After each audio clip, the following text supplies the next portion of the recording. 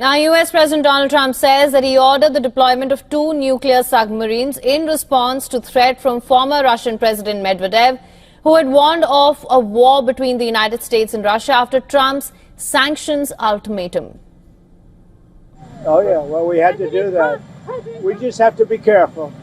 And a threat was made, and we didn't think it was appropriate, so I have to be very careful. So I do that on the basis of safety for our people. A threat was made by a former president of Russia, and we're going to protect our people. Trump's warnings come as Medvedev referenced Russia's nuclear capabilities, including the dead hand system, a Cold War-era automated nuclear strike system. Meanwhile, Viktor Vodolazky, first deputy chairman of the State of Duma Committee on CIS Affairs, Eurasian Integration and Relations with Compatriots, said there are significantly more Russian nuclear submarines in the oceans than American ones, and that the ships that US President Donald Trump ordered to be redirected to the appropriate regions have long been under control. He added that Russia does not need to respond to the US leader's comment. As Trump and Medvedev traded barbs, Putin signaled no change in Russia's stance on Ukraine. Despite Trump's August 8th deadline, playing down Trump's demand for a ceasefire, he said all disappointments come from excessive expectations. Of course, the direct Russia-Ukraine talks in Istanbul is a positive point. As for any disappointments on anyone's part, all disappointments come from excessive expectations. This is a well-known general rule. But in order to approach the resolution of the issue peacefully, it is necessary to conduct a thorough conversation, and not in public, but calmly, behind closed doors, starting with the negotiation process. Putin said Russia wants a lasting and stable peace in Ukraine, adding that Moscow's conditions for peace remain unchanged. I repeat once again, we need a long-lasting and stable peace on a good foundational basis that would satisfy both Russia and Ukraine and ensure the security of both countries. Meanwhile, the Ukrainian capital Kyiv observed an official day of mourning on Friday, a day after Russian drone and missile attack on the city killed 31 people, including 5 children, and injured more than 150. Ukrainian President Volodymyr Zelensky visited the site of a Russian attack in Kyiv and called strong sanctions against Russia.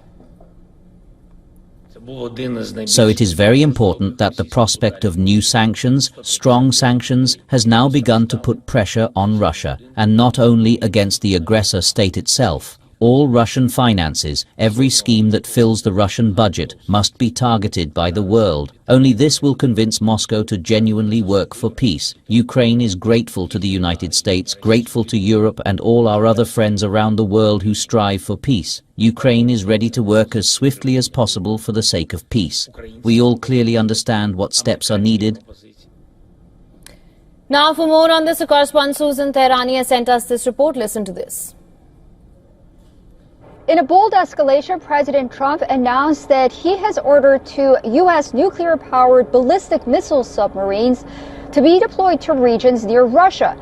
President Trump says the move was triggered by highly provocative statements from former Russian President Dmitry Medvedev, now Russia's Security Council deputy chair, who on social media warned U.S. President Donald Trump about Russia's semi-automated retaliatory nuclear system known as the, quote, dead hand, telling Trump, remember how dangerous the fabled dead hand can be. In a post on Truth Social, Trump warned the rhetoric could lead to unintended consequences, so he moved submarines just in case.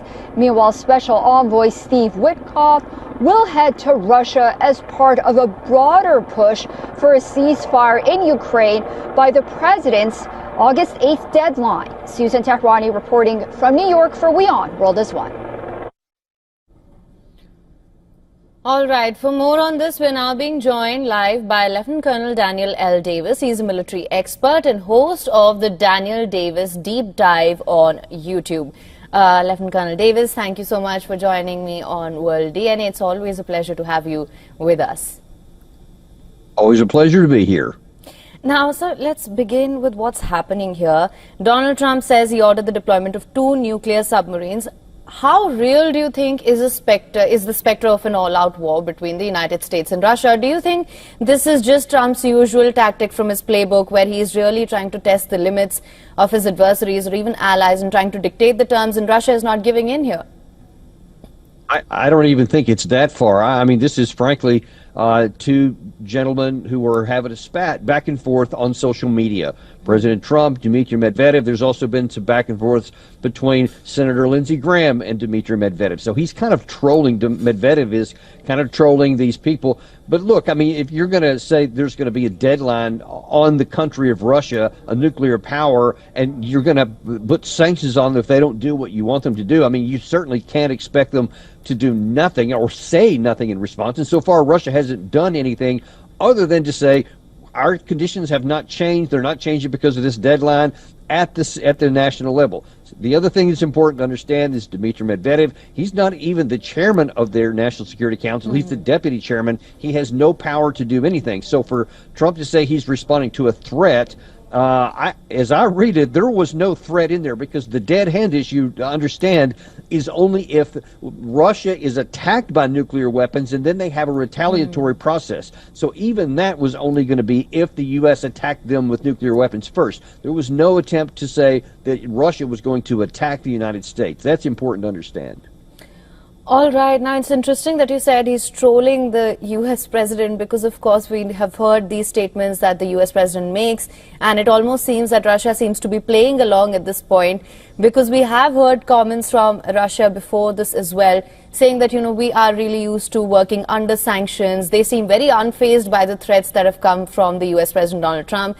They don't seem to really care about the ultimatum that has been put on them. You mentioned as well that the stance remains unchanged. That being said, what is Russia's stance here, and to what end is it willing to fight for it? Well, Russia has not changed. And in that same interview that you showed part of there a minute ago, President Putin said, listen, what I said in June of 2024 is the same thing I'm saying now, is the same thing they've been saying ever since then, which is they want the core causes of what they believe to be responsible for this war to be addressed. They're not going to just do a 30-day unconditional ceasefire, which is what this deadline is supposed to be on the 8th of August. And there's no chance that Russia is going to do that. They've been unequivocal about that. And they've also been unequivocal about they're willing to have conversations. They're willing to have discussions, but only in the context that the conflict on the ground will continue on without change until there's some kind of a resolution on what they view as the end, the resolution of the core issues. If there is no resolution to that, then Russia will win on the ground what they cannot get in negotiations, and they have the capacity and they have the time to do it. And that's what we need to understand on the Western side, I believe. All right, they do have the capacity and they do have the time. Two important things to note here. Also, T-minus 6 days to the August 8th deadline. Come August 8th, how do you think things will unfold going forward?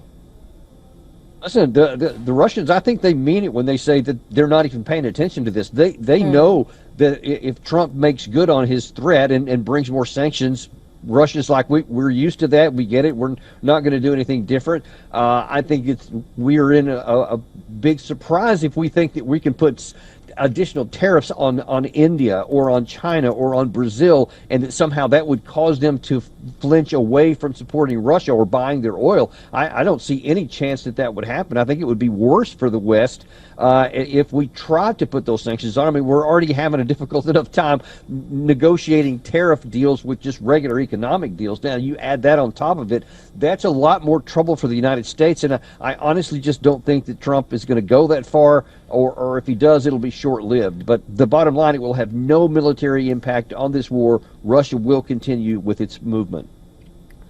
All right, Russia completely seems to be employing the grey rock method here when it comes to Trump's threats and all of the statements that he has been making. Lieutenant Colonel Daniel Davis, thank you so much for joining us on World DNA with your insights on this. Always a pleasure to have you with us, as I've said earlier. Thank you so much for your time. You bet. My pleasure.